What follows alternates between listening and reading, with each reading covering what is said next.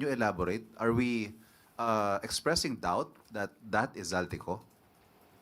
Sa nakikita po natin ng mga pag-iba-iba ng kanyang mga imahe, hindi mawawala sa isipan kung siya man yun o hindi.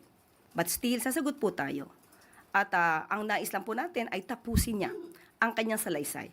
Kasi tuwing mapupunan natin ang kanyang mga inconsistencies, nababago rin po ang kanyang statements.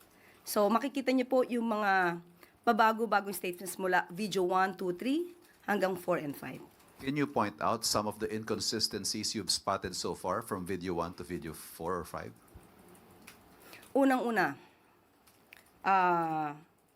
hindi niya binanggit sa video 1, 2, ang sinasabing transaksyon ng 2022. Maliwanag na ang binanggit niya na nagsimula daw ang kanyang pakikipag-usap di umano kay Secretary Mina Pangandaman 2024. So nung napuna ang mga inconsistencies, nabago ang kwento. So mas magandang hayaan natin, tapusin niya na muna. Kasi sabi nga natin, tuwing makikita natin ang mga inconsistencies, hindi lang po tayo, pati yung mga ibang mga lawyers, ibang mga eksperto na bumabasa at nadidinig ang kanyang mga sinasabi at napupuna ang inconsistencies, ginagamot nila sa mga susunod na mga videos. Sorry, and what does that have to do with the changes in his appearance, in his hairstyle?